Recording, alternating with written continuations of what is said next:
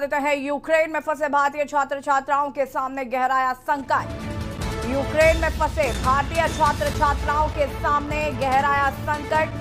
बागपत के एक छात्रा और 2 छात्र भी यूक्रेन में फंसे हुए हैं। यूक्रेन के हालात को देखते हुए परिजन परेशान हैं। एमबीबीएस करने गए थे 3 छात्र छात्राएं।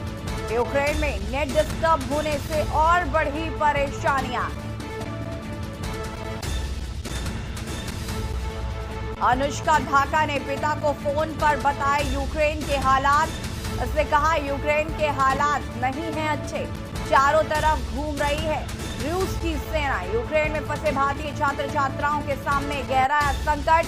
बागपत के एक छात्रा और 2 छात्र भी यूक्रेन में फंसे। यूक्रेन के हालात को देखते हुए परिजन परेशान हैं। एमबीबीएस करने गए थे 3 छात्र छात्राएं। आपको बता दें कि कल रूस ने यूक्रेन पर हमला कर दिया था और उसके बाद से लगातार जंग जारी है। करीब 20,000 भारतीय अभी भी यूक्रेन में मौजूद हैं, जिसमें कई छात्र छात्राएं हैं जो कि वहां पर पढ़ने के लिए गए थे और अभी भी फंसे हुए हैं। बागपत के एक छात्रा और 2 छात्र भी यूक्रेन में हैं। अभी इससे पहले खबर आई थी कि बुलंदशहर के भी 2 छात्र जो हैं वो यूक्रेन में फंसे हुए हैं। और अब चूंकि नेट कनेक्टिविटी जो है वो भी वीक हो गई है, इसकी वजह से अब बच्चे अपने घर वालों से संपर्क भी नहीं कर पा रहे हैं। ने फोन कर अपने पिता को वहां के हालात बताए। उन्होंने कहा कि यूक्रेन के हालात अच्छे नहीं हैं, चारों तरफ रूस की सेना घूम रही है। बागपत के एक छात्रा और 2 छात्र यूक्रेन में फंसे। यूक्रेन के हालात को देखते हुए अब परिजन परेशान हैं। एमबीबीएस करने गए थे छात्र और छात्राएं। यूक्रेन में नेट डिस्टर्ब होने की वजह से और बढ़ी हैं परेशानियां। अनुष्का ढाका ने पिता को फोन पर बताए यूक्रेन के हालात।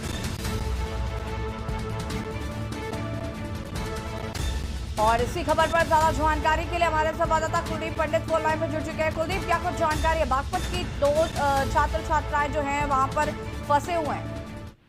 जी, आपको बता दूं ये पूरा मामला बागपत कोतवाली क्षेत्र का है, जहां पर 2 छात्र थे और 1 छात्रा थी। ये यूक्रेन में गए हुए थे और एमबीबीएस की पढ़ाई कर रहे थे।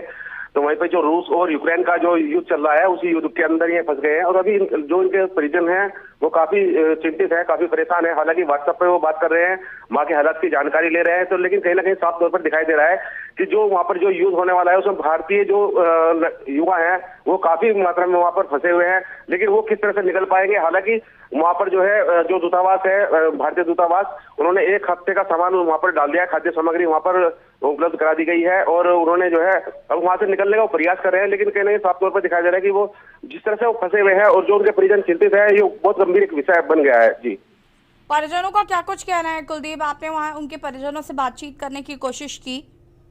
जी, उनके परिजनों से हमारी बात हुई थी। अमित राणा जो इसके मालिक राणा के पिता थे, उनसे हम लोगों की बात हुई है बड़ौद के अंदर ही। तो उनका ये कहना था कि जो उनका लड़का है एमबीबीएस की पढ़ाई करने के लिए वहां गया हुआ था, लेकिन अब वो व्हाट्सएप पे उसकी फ्लाइट भी थी 28 तारीख की, लेकिन नहीं निकल पाया वहां से। और वो जो युद्ध की घोषणा हुई है, युद्ध के दौरान वो वहां पर फंस गया है। लेकिन जो परिजन है वो काफी परेशान है, काफी चिंतित दिखाई दे रहे हैं। हालांकि उन्होंने भारत सरकार से भी मांग की है कि किसी तरीके से वहां से निकल पाए में, क्योंकि युद्ध का जो माहौल वहां पर बना हुआ है उससे उन्हें अपनी जान माल का भी खतरा बना हुआ है। जी, अभी तक कुलदीप जो पेरेंट्स है वो अपने बच्चों से कनेक्ट कर पा रहे थे, लेकिन अभी ऐसी खबरें आ रही कि वहाँ की जो नेट कनेक्टिविटी है वो भी काफी डिस्टर्ब हो गई है। तो वहाँ पर अब क्या हालात देखने को मिल रहे हैं? क्या उनसे कनेक्शन हो पा रहा है घर वालों का? जी, मैं आपको बता दूं अभी उनकी व्हाट्सएप पे कॉलिंग पर बात हुई थी। आप तस्वीरों में देख सकते हैं कि किस तरह से जो है व्हाट्सएप पर कॉलिंग पर बात की जा रही है। परिजनों से जो छात्र है वो बात कर रहे हैं। लेकिन उसका जो व्हाट्सएप पे है, व्हाट्सएप पर बात करते के दौरान ही उन्होंने बताया कि यहाँ पर जो है नेट की जो व्यवस्था है वो बंद कर दी जा रही है।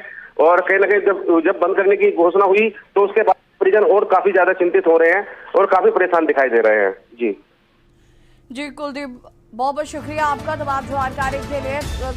बता दें आपको कि यूक्रेन में फंसे भारतीय छात्र छात्राओं के सामने संकट और गहरा गया है, क्योंकि अब नेट कनेक्टिविटी जो है वो भी बंद हो चुकी है, जिसकी वजह से अब वो अपने घर वालों से संपर्क नहीं कर पा रहे हैं। इधर परिजन भी काफी परेशान हो रहे हैं। हालांकि कल रक्षा मंत्री राजनाथ सिंह का बयान आया था, उन्होंने कहा था कि वहां पर फंसे भारतीयों को लाया जाएगा, लेकिन अभी तक वहां पर जो प्लेन्स हैं वो लैंड नहीं कर पा रहे हैं और तमाम समस्याएं आ रही हैं।